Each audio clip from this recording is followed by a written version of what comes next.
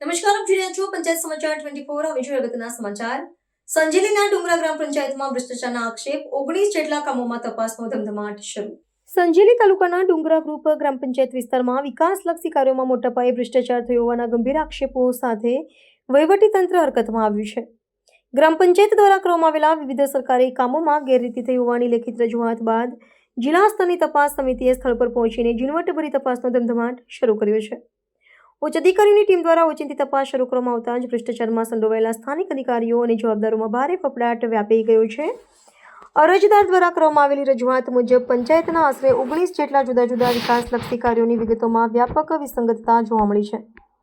તપાસમાં આવેલી ટીમને અરજદાર પ્રત્યક્ષ પુરાવાઓ સાથે ભ્રષ્ટાચારની પદ્ધતિ અને સરકારી નાણાંના દુરુપયોગ અંગેની વિગતવાર માહિતી પૂરી પાડી હતી। આ તપાસ પ્રક્રિયા દરમિયાન પંચાયતના દસ્તાવેજો, કામની ગુણવત્તા અને ભૌતિક પરિસ્થિતિની ચકાસણી કરવામાં આવી રહી છે, જેમાં અનેક કામો માત્ર કાગળ પર હોવાની અથવા અધૂરી કામગીરી છતાં સંપૂર્ણ નાણાં ઉપાડી લેવાયા હોવાની પ્રબળ શક્યતા જોવા મળી રહી છે। વહીવટીતંત્રની આ કડક કાર્યવાહીથી સમગ્ર પંથકમાં ચકચાર મચી ગઈ છે અને ગ્રામીણ નાગરિકોમાં ન્યાયની આશા જાગી છે। તપાસ સમિતિના અધિકારીઓએ જણાવ્યું હતું કે તમામ 19 કામોનો અહેવાલ તૈયાર કરીને ઉચ્ચ કક્ષાએ રજૂ કરવામાં આવશે અને જો ભ્રષ્ટાચાર સાબિત થશે તો જવાબદાર સરપંચ, તલાટી અથવા કોન્ટ્રાક્ટર વિરુદ્ધ કડક કાયદાકીય પગલાં લેવામાં આવશે। આગામી દિવસોમાં તપાસના આધારે અનેક મોટા ખુલાસા થવાની અને કસૂરવારો સામે ફોજદારી કાર્યવાહી થવાની સંભાવના સેવાઈ રહી છે। મારું નામ રાઠોડ વિરસિંહભાઈ સળુભાઈ, રહેવાસી સરોરી, તાલુકે સંજેલી, જિલ્લે દાહોદ। તારીખ 23/10/2023 ના રોજ મેં ગ્રુપ ગ્રામ પંચાયત ડુંગરાની અંદર સખત મોટા પાયે થયેલા ભ્રષ્ટાચારની લેખિત રજૂઆત કરી હતી। મેં તાલુકા વિકાસ અધિકારી સંજેલી, જિલ્લા વિકાસ અધિકારી દાહોદ, જિલ્લા કલેક્ટર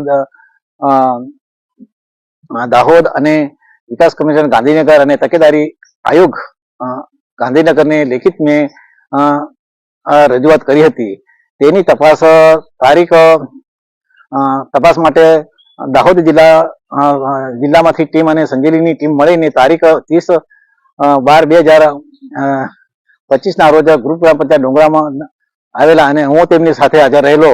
એમાં વિવિધ પ્રકારની યોજના હતી કે નાણાં પંચ, 15મું નાણાં પંચ, એટીવીટી, 15% વિવેકાધીન અને મનેરંગા એવી યોજનાઓ હતી।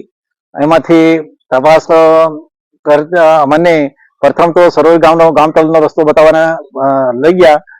મેં કીધું કે તલાટીએ ચેક આપ્યો તો તલાટીને આગળ કરો બતાવે, તો મને પ્રથમ રસ્તો તો મેં એમને બતાવ્યો સરોરી અને કાંજેખેડીનો સીમાડો, પણ ત્યાં રસ્તા પર કાંકરીથી નાખી અને 2021 ની અંદર 1 લાખ રૂપિયા ઉપડી ગયેલા હતા।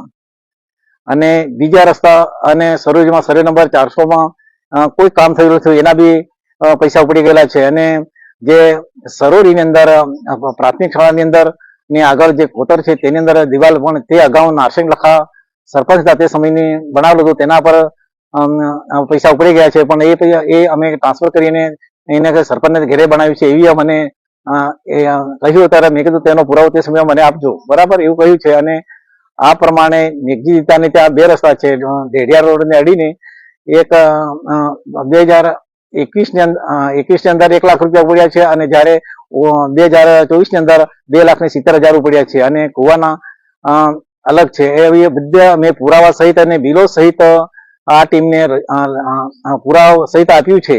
હવે અમે આ રજૂઆત કરવામાં મેં પત્રકારો પણ મારી સાથે હતા અને પત્રકારોને બી આ લોકો કંઈક ખોટું લાગે એવું કંઈક પત્રકારોને બોલ્યું છે એવું મને જાણવા બી મળેલું છે અને એમને અમારા કામમાં કેમ ઇફેક્ટ પડે છે, પત્રકારો બી આનાથી નારાજ થયા એવું લાગે છે મને સાહેબ। તો આગળની કાયદેસરની કાર્યવાહી કરશું અને જ્યારે મને રિપોર્ટ આવશે ત્યારે આગળની વધારે કાર્યવાહી આગળ કરીશું એવી વિનંતી કરું છું અને વિરમું છું।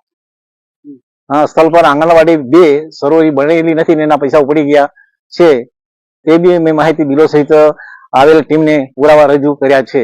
તો આગળની કાર્યવાહી જ્યારે મને રિપોર્ટ મળે ત્યારે અને શું છે આ લોકોએ કાર્યવાહી કરી છે તેની મને ખબર પડશે એવી વિનંતી કરું છું।